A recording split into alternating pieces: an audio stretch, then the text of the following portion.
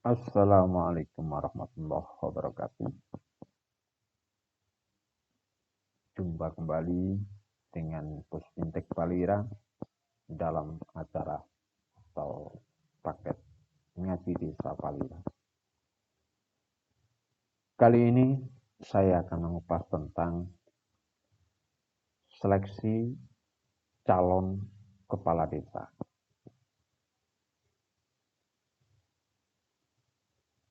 Terhadap seleksi yang terjadi di beberapa daerah di Indonesia ini, saya lebih melihat patut diduga ini sebagai modus belaka. Kenapa demikian? Akan saya jelaskan. Namun sebelumnya, jangan lupa rajin kunjungi channel kami, Puspintek Palira channel, dan kasih jempol serta subscribe. Oke? Baik, saudara sekalian. Pembakasan ini kita merujuk pada Permendagri nomor 112 tahun 2014 dan Permendagri nomor 65 tahun 2017.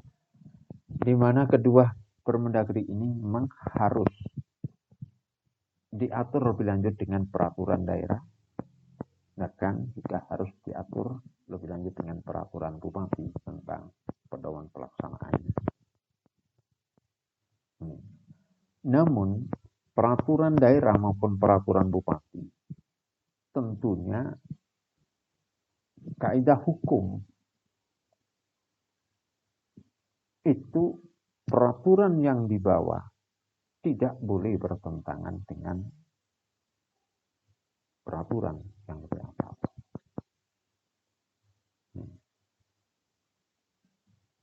Yang kedua, bahwa peraturan ini harus memenuhi syarat berkeadilan.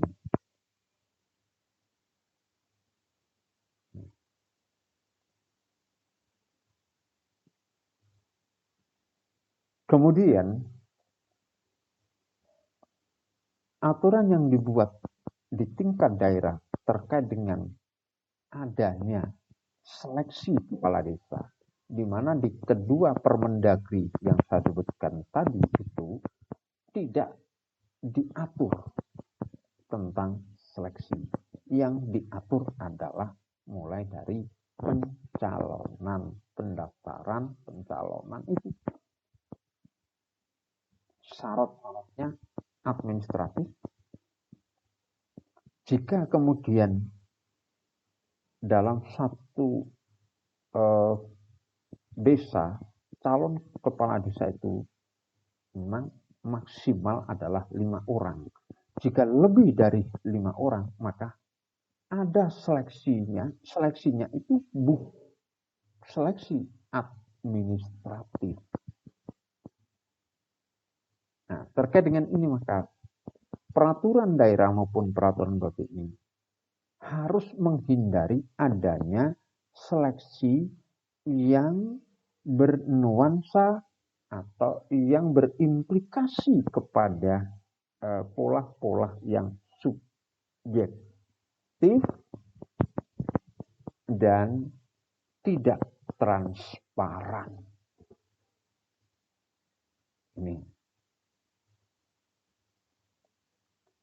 tidak transparan. Nah, karena dicalonkan kepala desa itu dari rakyat. Maka supaya tidak terjadi nanti ada satu calon didukung oleh prediksinya di lapangan itu lebih banyak atau paling banyak, tetapi terjegal dengan seleksi calon kepala desa. Karena ini bisa diskenariokan itu akhirnya menjadi akan muncul adanya seleksi.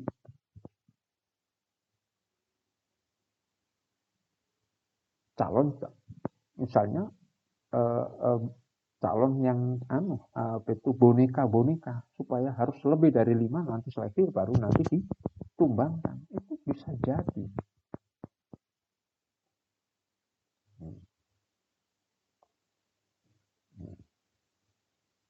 Bayangkan saudara sekalian, seorang calon kepala desa di mata masyarakat fakta di lapangan itu bagus dan kebetulan dukungannya juga besar. Tiba-tiba dia tidak bisa melanjutkan pencalonannya hanya karena adanya seleksi tes tertulis, wawancara. Kepala desa itu pemilihan. Jadi tidak boleh adanya tes.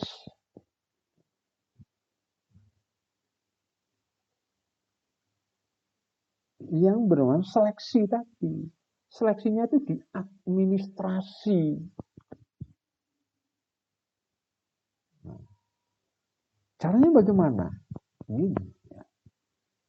Ketika calon itu lebih dari 5 orang,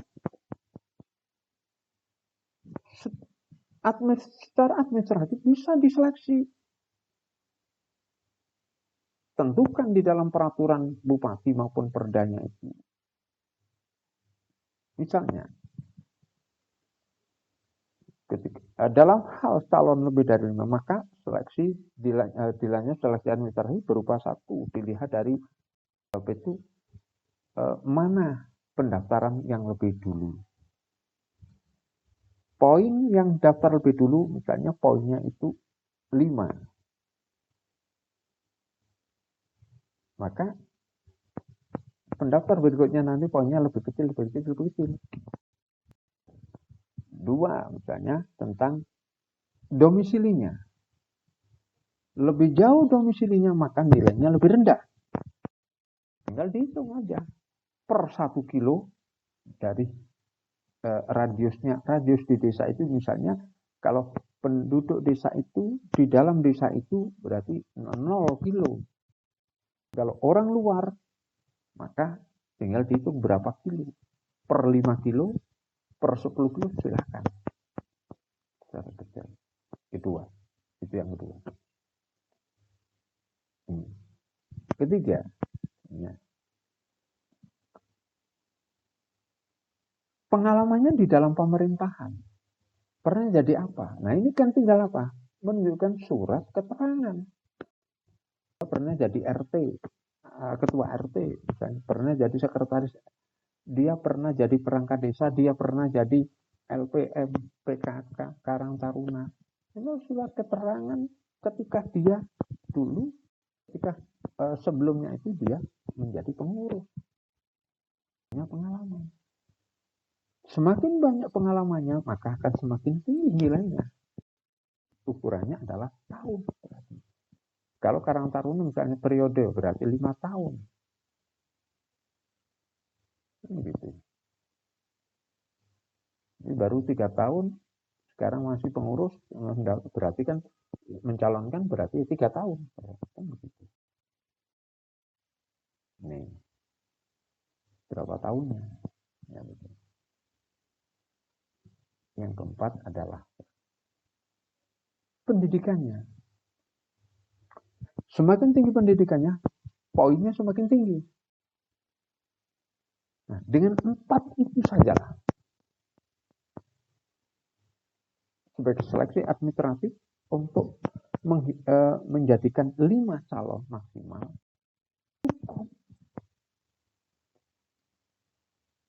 Biarlah nanti rakyat yang memilih itu gagal atau tidak setelah 5 itu.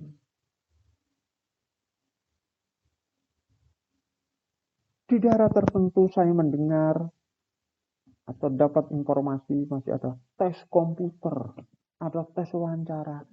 Ini omong kosong. Pasti modus ini. Kepala desa itu tidak kerja teknis administratif, tapi kerjanya adalah manajemen. Dia adalah top leader. Kenapa dites komputer?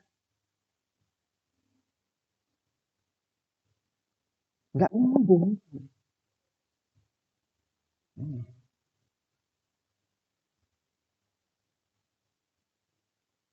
Tentang kepemimpinannya atau tes wawancara itu ada apa nanti? Pada saat para calon silakan dilakukan pembekalan. Mau tentang wawasan pedesaan, wawasan kebangsaan, silakan.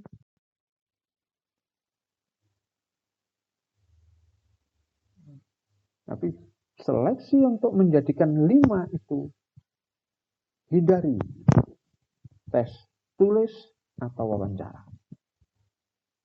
Kedua tes ini patut diduga modus. Karena di sini sangat mungkin terjadi transaksi-transaksi jahat.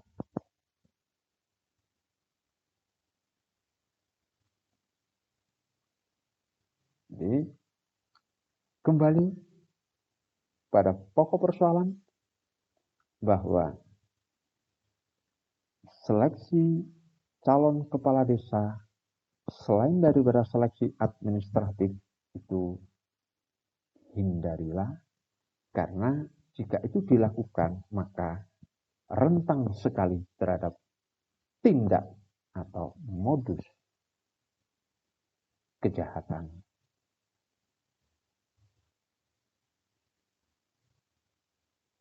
Terima kasih. Salam sejahtera dan Assalamualaikum warahmatullahi wabarakatuh.